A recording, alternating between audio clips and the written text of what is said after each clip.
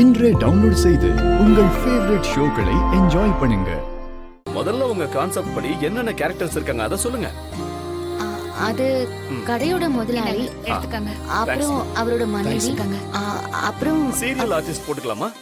போட்டுக்கலாம் sir. Junior ஆர்டிஸ்ட்களுக்கு agent இருக்காங்க, ஆர்டிஸ்டுக்கு manager இருக்காங்க. மேனேஜரை வர சொல்றேன், யார் வேணுமோ நீங்க செலக்ட் பண்ணுங்க. சரிங்க சார். அதெல்லாம் சரி சார். பட்ஜெட் எவ்வளவு ஆகும்? தனா மாமா சார் சொல்ல சொல்ல எழுதிக்கிறியா?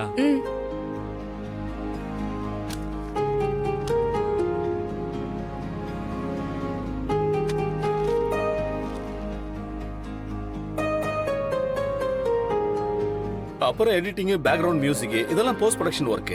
அதுக்கு நம்ம செப்பரேட்டா பே பண்ணணும். அது மட்டும் இல்லாம டைரக்டர் சம்பளம் இருக்கு, கூட வர அசிஸ்டன்ட் டைரக்டர் சம்பளம் இருக்கு. என் கூட 2 அசிஸ்டன்ட் டைரக்டர்ஸ் வருவாங்க. அதெல்லாம் எதுக்கு, வேண்டாமே. என்னங்க இப்படி சொல்லிட்டீங்க? அவங்க இல்லாம எப்படி? அப்போ எல்லா வேலையையும் என்னைய பார்க்க சொல்றீங்களா? நான் உங்களுக்கு அசிஸ்டன்ட் டைரக்டரா வந்துடுறேன் சார். அதுக்கெல்லாம் எக்ஸ்பீரியன்ஸ் இருக்கணுங்க.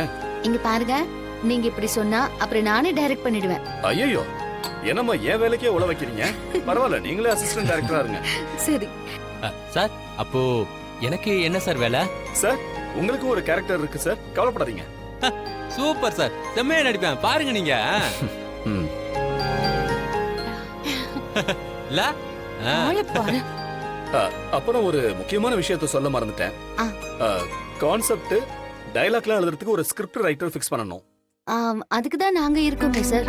அட, இந்த ஆட் ஃபேமிலி கான்செப்ட்னு சொன்னீங்க. இங்க பார்த்தா ஃபேமிலியா சேர்ந்து எடுக்கிற ஃபேமிலி கான்செப்ட் போல இருக்கே.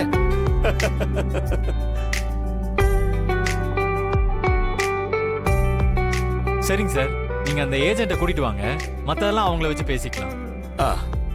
அதுக்கப்புறம் ஷூட்டிங் என்னைக்குங்கிறத நீங்க முடிவு பண்ணிட்டு சொல்லுங்க. சரிங்க, நான் கிளம்புறேன். தேங்க்யூ. Thank you sir.